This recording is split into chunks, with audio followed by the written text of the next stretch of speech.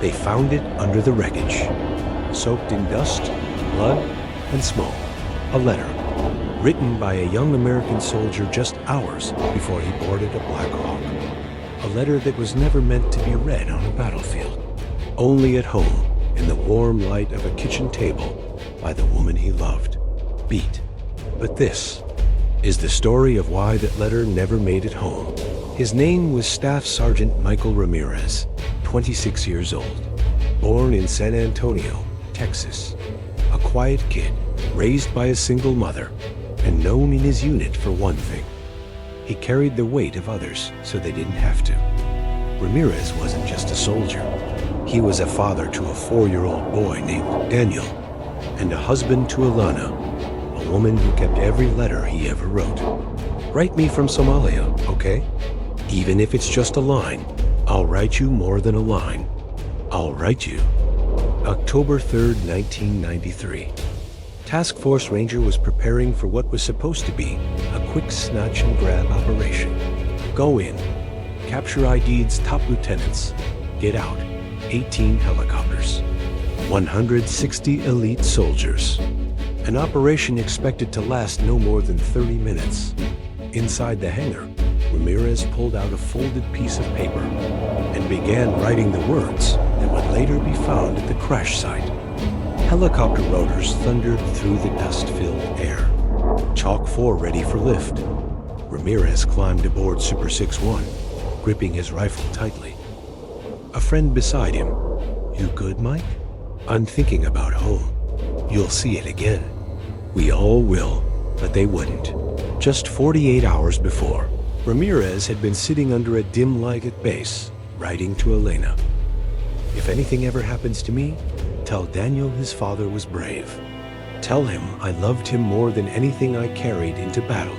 He folded the letter, placed it inside his chest pocket, and whispered, not today. I'm coming back. 3:42 p.m. After capturing the targets, everything changed. A rocket-propelled grenade rose into the sky and slammed into Super 6-1. We're hit! We're hit! The Black Hawk spiraled, metal tearing apart, smoke flooding the cockpit. Ramirez didn't scream. He held onto his seat and whispered his son's name. Silence, then chaos. The crash site turned into a war zone. Bullets tore through the ruins. The smell of burning fuel mixed with the sound of screaming civilians. Ramirez pushed himself up, coughing blood. Mike! Mike, talk to me. I'm good. Where's the crew? They dragged survivors behind a broken wall, returning fire in every direction. Task Force Ranger was pinned down. Somali fighters were closing in. Ramirez grabbed his radio. 6-1 down. We need QRF now. But help was miles away. Suddenly, another explosion. A second Black Hawk Super 6-4 was shot down. Morale cracked. Cole shaking his head. We're not getting out of here alive. Ramirez placed a hand on his shoulder. We hold until someone gets home. Even if it isn't us. Hours passed. Ammunition ran low. Night fell. Ramirez was shot in the leg, but he kept firing. And when he couldn't fire anymore, he reached into his vest and pulled out the letter. He pressed it against his chest and closed his eyes. Ramirez, whispering, Elena, tell Daniel. I tried. The night rescue convoy finally reached the crash site. They found bodies, survivors, and shattered steel. A medic kneeling beside Ramirez noticed a folded paper sticking out from his vest. He slipped it out gently. The words were smeared with blood, but still readable. That letter was delivered to Elena 2 weeks later by a commander who couldn't speak without his voice shaking. When Elena finally received the letter, she didn't open it right away.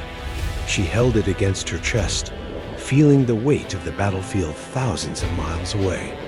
For a moment, she imagined Ramirez walking through the front door, smiling the way he always did after long deployments. But the silence of the house told her the truth before her eyes ever did. That night, after putting little Daniel to sleep, she unfolded the paper beneath a warm lamp. Some lines were torn, some stained, but his handwriting was unmistakable. She traced the letters with her fingertips, whispering each word aloud as if speaking to him. Halfway through, her voice cracked, not because of the pain, but because of the love she felt in every sentence he never expected her to read. In the days that followed, Elena kept the letter inside a small wooden box Ramirez had built before deployment. She would open it whenever the world felt too heavy, letting his words anchor her. And though the battle took him away, the letter, fragile, damaged, but alive with his heart, reminded her that some parts of the soldier never die. They remain in the hands of the ones they loved most. The Battle of Mogadishu claimed 18 American lives. But behind each uniform was a son, a husband, a father, a man who carried more love than fear into the fire. And sometimes, the only thing that survives a battlefield is a letter